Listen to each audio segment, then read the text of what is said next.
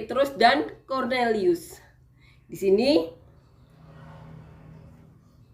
peristiwa ini terjadi di Kaisarea. Di sini ditulis di Kaisarea ada seorang yang bernama Cornelius, seorang perwira pasukan yang disebut pasukan Italia. Jadi Cornelius merupakan seorang perwira yang disebut pasukan Italia. Ia saleh. Di sini katakan Cornelius orang yang saleh.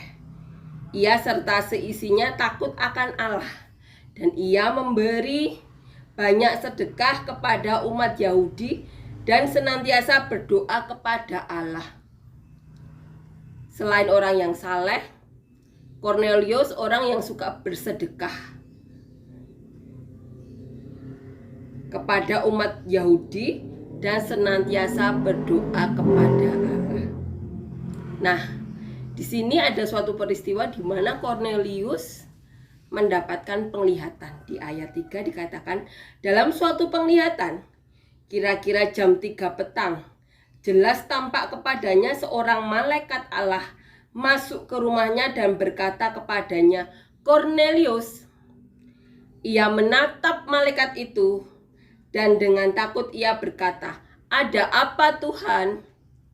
Jawab malaikat itu, semua doamu dan sedekahmu telah naik ke hadirat Allah, dan Allah mengingat engkau. Itu yang dikatakan malaikat Allah, dikatakan doamu dan sedekahmu naik ke hadirat Allah. Seperti Habel. Kita ingat Kain dan Habel, di mana korban persembahan Habel diterima oleh Allah, sedang Kain tidak. Di sini doa dan sedekah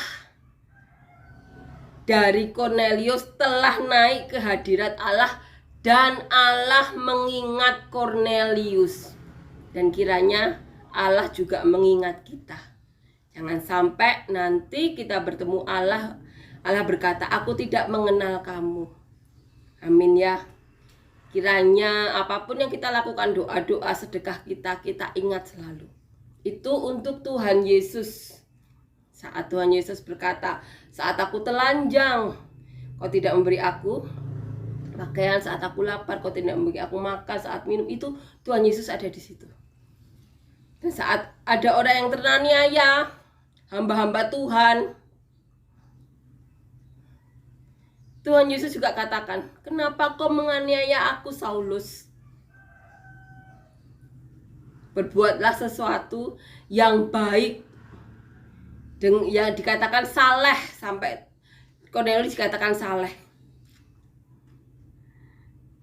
sehingga doa dan sedekah kita sampai ke hadirat Allah dan Allah mengingat kita. Amin ya. Itu kiranya kita ingat selalu ya peristiwa ini. Kiranya kita bisa mencontoh Cornelius. Dan sekarang suruhlah beberapa orang ke Yope untuk menjemput seorang yang bernama Simon dan yang disebut Petrus. Di penglihatan itu Cornelius diberitahu malaikat Allah untuk menyuruh suruhannya ke Yope. Kita ingat, Yope adalah tempat di mana Tabita atau Dorcas ya meninggal, orang yang saleh juga, dan kemudian dibangkitkan oleh Petrus.